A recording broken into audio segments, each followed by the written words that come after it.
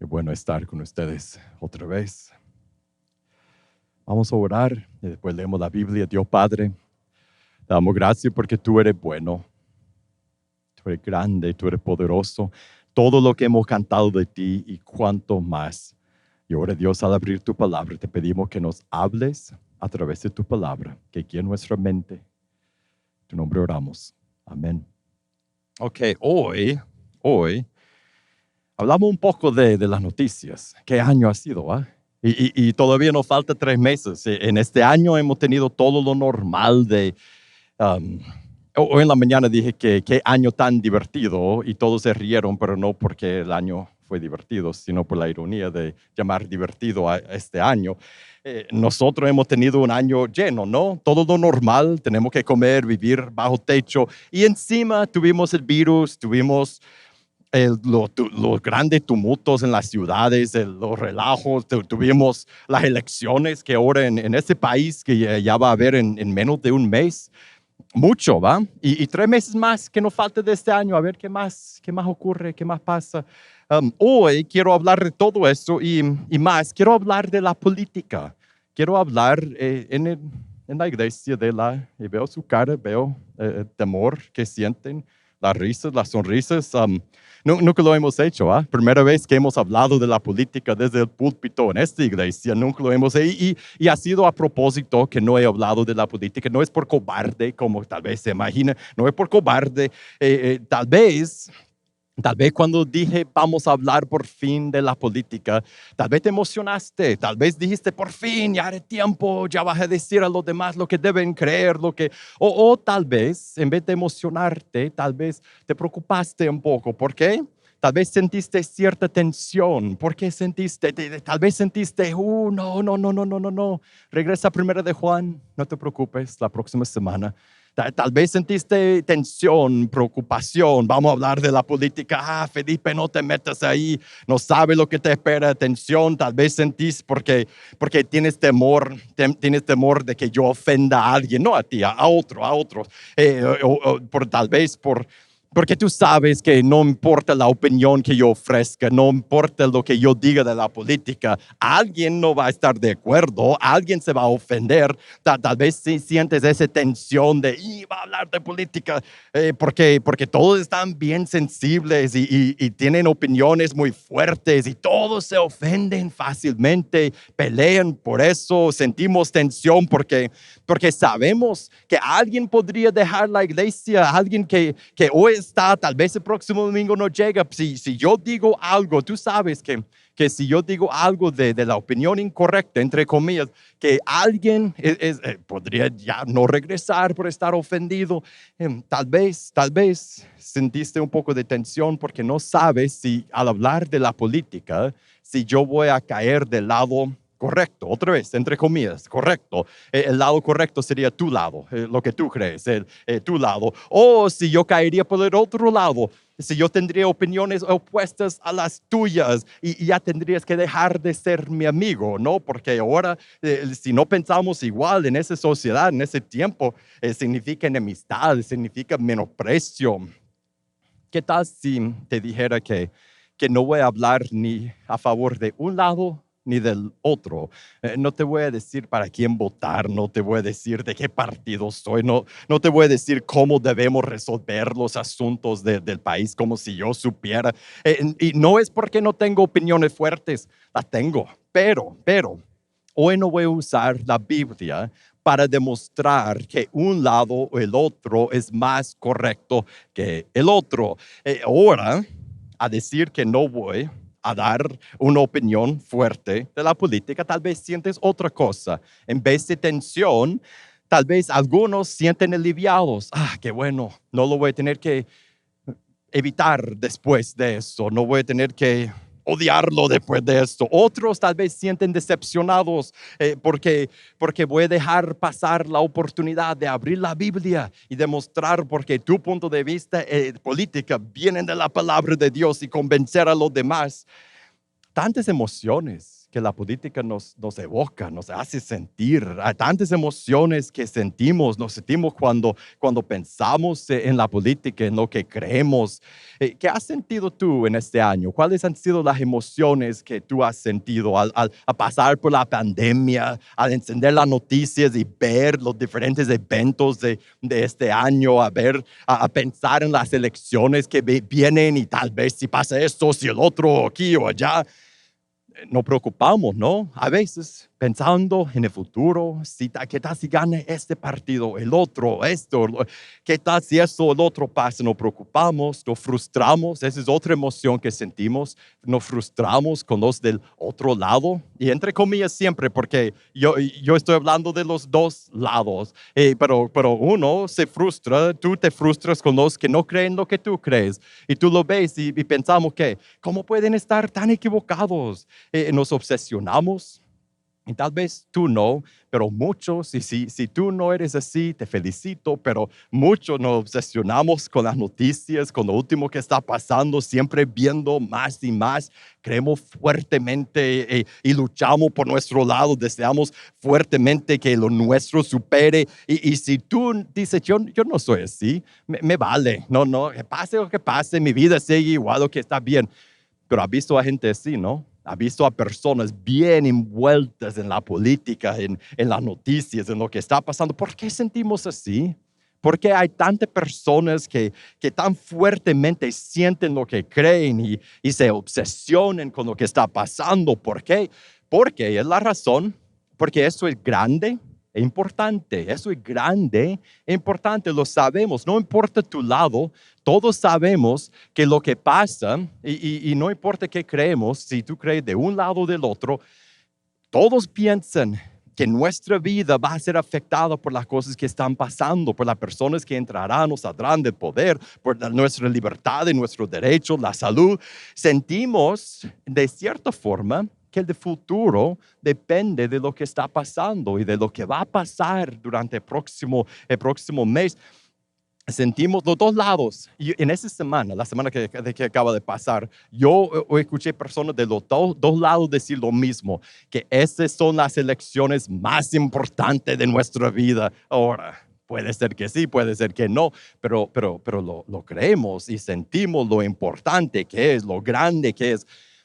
Hay una historia en la Biblia, una historia de un hombre que sentía algo muy parecido. Él sentía que su mundo y su gobierno y el poder de su tiempo era lo más grande y lo más importante. Y Dios le enseñó algo enorme, algo que nos puede ayudar muchísimo a nosotros a pasar por ese tiempo de tumulto y de cambios y de política, elecciones y diferentes opiniones y todo eso. Busca en tus notas o en la Biblia Daniel capítulo 4. Daniel 4. Aquí encontramos, es una historia larga, entonces la primera parte yo la voy a contar, pero si lo tienes en tu Biblia, en tu teléfono, puedes ver cómo empieza la historia y la parte que estoy resumiendo. En Daniel 4 encontramos un hombre que pensaba que su mundo y el poder de su tiempo era lo más grande y lo más importante. El hombre se llamaba Nabucodonosor, era el rey de Babilonia, el país más grande de la tierra de su tiempo, el país más poderoso. Él no solo pensaba que el gobierno y la política era importante, era grande, él era el gobierno y la política de su día, de su tiempo. Él era grande, él sabía que él era bien importante, que él era bien grande, que el poder que él tenía era el poder más grande que había en ese tiempo. Su nombre traía temor a los corazones de personas de otros, de su tiempo. Y él pensaba que él era el hombre, el que mandaba, él era grande e importante. Después tiene un sueño. La historia empieza, él tiene un sueño que cuando despierta está atemorizado por lo que ve en el sueño. Yo creo que él sabía que tenía que ver con él y no era un buen sueño, y a saber qué pasa, a saber qué le va a pasar. Él llama a sus adivinos, los sabios, para interpretar el sueño y no pueden. Y después él llama a un hombre hebreo, Daniel. el titular del libro, quien él había traído de su país a Babilonia, de su país en exilio. Cuando era joven, hace 2 capítulos antes, en el capítulo 2, él ya había interpretado otro sueño para el rey, y a Daniel adoraba a Dios. Y recuerda eso, a ver lo que dice Daniel y lo que hace Daniel en eso, porque Daniel sabía que había algo más grande aún y más importante que el poder y el gobierno y la política de su día, aún más grande que el rey. Entonces el rey, Nabucodonosor, le cuenta a Daniel su sueño. Es un sueño de un árbol grandísimo que llega al cielo, un árbol que alimentaba a todos los seres de la tierra. Era un árbol grande, poderoso, enorme. Y después en el sueño un santo de los cielos baja y ordena que corten el árbol y que encadenen sus raíces, que sus raíces sean atadas en la tierra, a la tierra por 7 años. Daniel escucha ese sueño, Dios le hace saber de qué es el sueño. Daniel también está atemorizado, está desconcertado. Él no está tan feliz que va a tener que interpretar ese sueño al rey. El rey le dice, tiene que decirme qué pasó. Y Daniel le dice, tú eres el árbol grande y poderoso, tu dominio extiende por toda la tierra. Miren el 25, lo que va a pasar será usted, Daniel hablando al rey, usted echado de entre los hombres, y su morada estará con las bestias del campo. Le darán hierba para comer como el ganado, y será empapado con el rocío del cielo, y 7 años pasarán sobre usted. Vas a perder tu mente. Eso fue lo que Daniel le dijo. Vas a perder tu mente. Serás echado de los hombres. Los hombres, ya no vas a vivir con los hombres, vas a vivir con los animales del campo. Vas a tener que caminar sobre el 4 y comer la hierba como las vacas. Serás empapado del rocío de lluvia del cielo. Por 7 años vas a pasar así. Y eso iba a pasar por un propósito. Esa es la clave de toda la historia. Entonces, mire la segunda parte del 25. Hasta que reconozca que el Altísimo domina sobre el reino de los hombres y que lo da a quien le place. Y en cuanto a la orden de dejar el tocón con las raíces del árbol, su reino le será afirmado después de que usted reconozca que es el cielo el que gobierna. Daniel le dice, eso te va a pasar para que te des cuenta de algo más grande. Hay algo más grande y más importante que tú y tu poder y tu gobierno, más grande que tu vida, más grande que la política global, más grande de todo lo que tú has hecho. Y después Daniel le advierte, le empieza como a rogar, le enseña otro camino, le dice, en el 27, por tanto, oh rey, que mi consejo le sea grato, pongan fin a tus pecados haciendo justicia, a tus iniquidades mostrando misericordia a los pobres, quizás sea prolongada su prosperidad. Por favor, rey, tal vez puedes evitar lo que Dios ha decretado. Tal vez, si Dios quiere enseñarte que Él es el rey verdadero, que Él es más grande, más importante que tú, tal vez si tú dobles rodillas delante de Dios, tal vez puedes evitar, tal vez escaparás de lo que Dios tiene planeado para ti. Si tú puedes aprenderlo antes, pero no le hace caso. Mire el 28.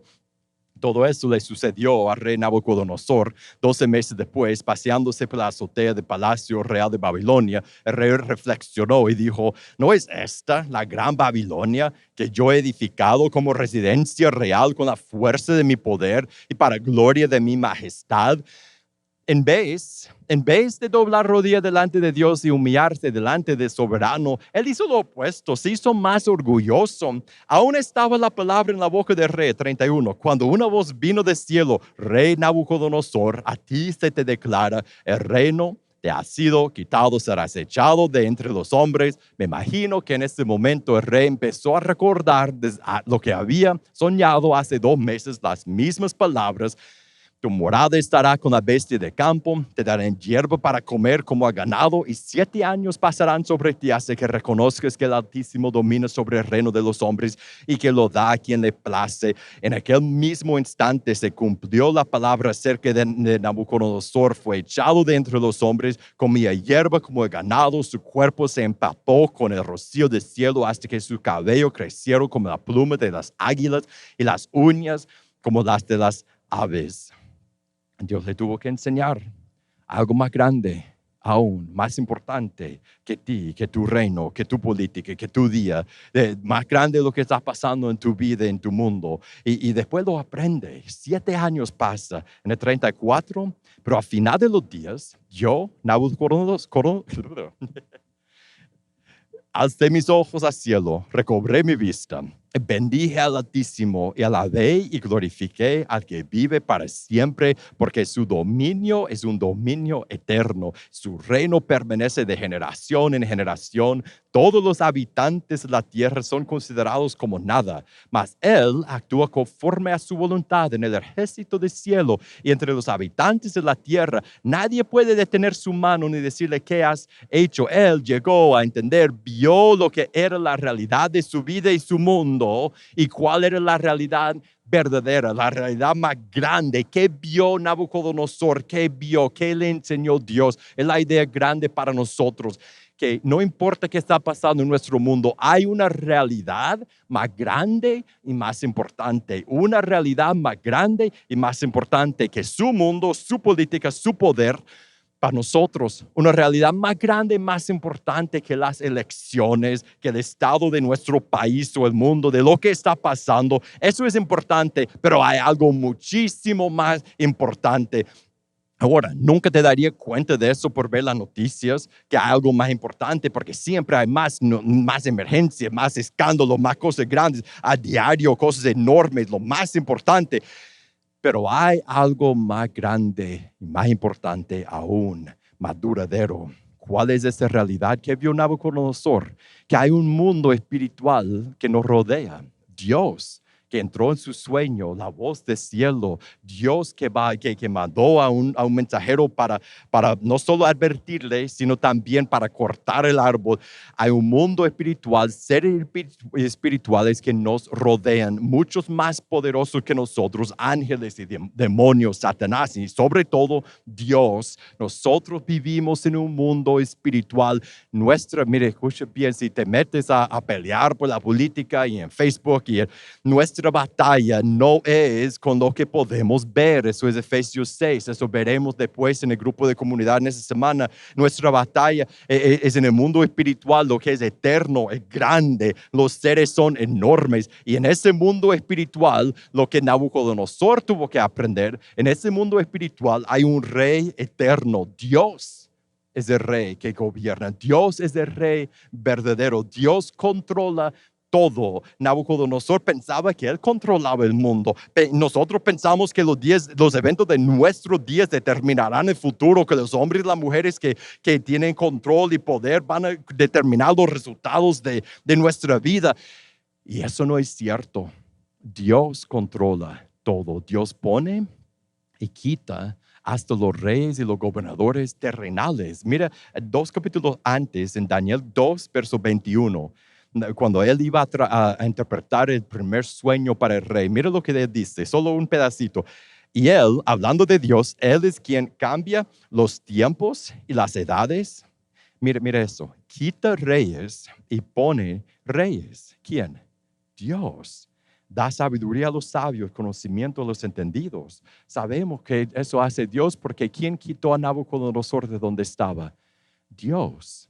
Y en su tiempo, ¿qué hubiera pasado a un rey fuertísimo que ahora es como un animal? Lo hubiera matado. Alguien más hubiera tomado su lugar. Nunca más hubiera vuelto. Pero ¿qué pasó con él? En el 36 de Daniel 4, en ese mismo momento, recobré mi razón. Ese es Nabucodonosor hablando otra vez. Mi majestad y mi esplendor me fueron devueltos para gloria de mi reino. Mi consejero, mi noble vinieron a buscarme y fui reestablecido en mi reino y mayor grandeza me fue añadida. ¿Quién obró eso? ¿Quién hizo eso? Dios. Dios pone y quita los reyes.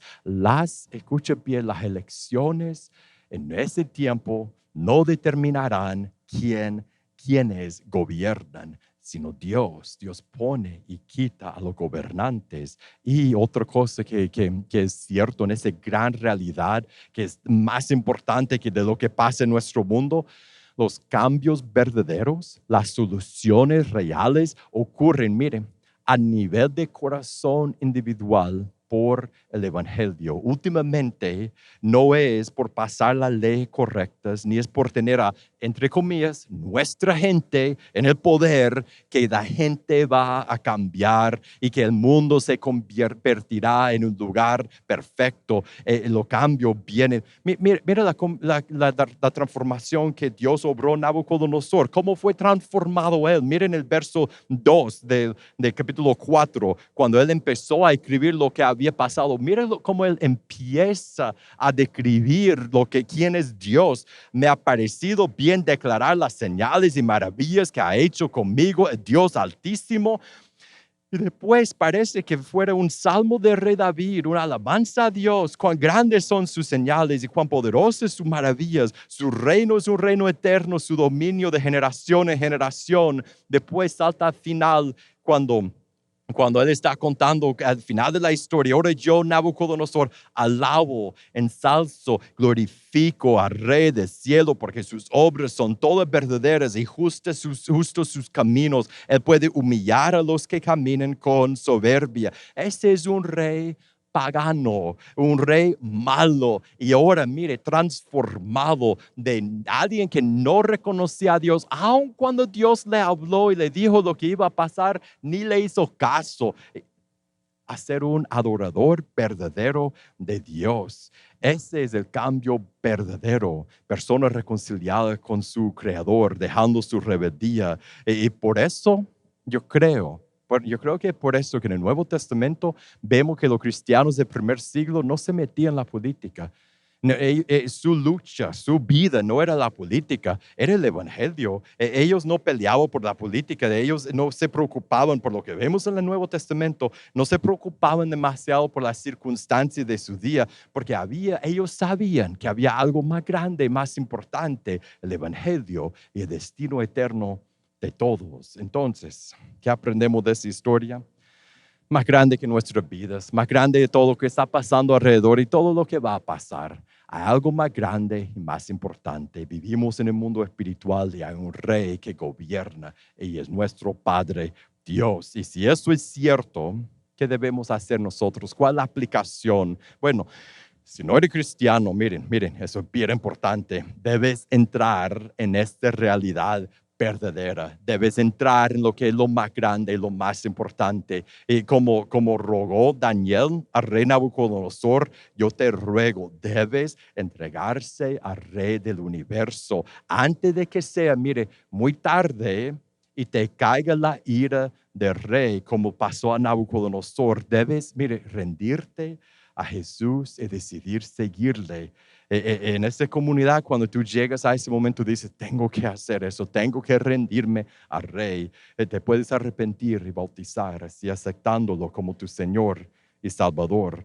Y para los que somos cristianos, que ya nos hemos rendido al Rey del universo, ¿qué debemos hacer nosotros? Sí, debemos estar involucrados en lo que está pasando en nuestro mundo. Debemos votar, debemos pensar y tener opiniones políticas influidas siempre por el Evangelio y por la palabra de Dios. Debemos orar. Hay otro verso que veremos en el grupo de comunidad que nos instruye a orar por los gobernantes.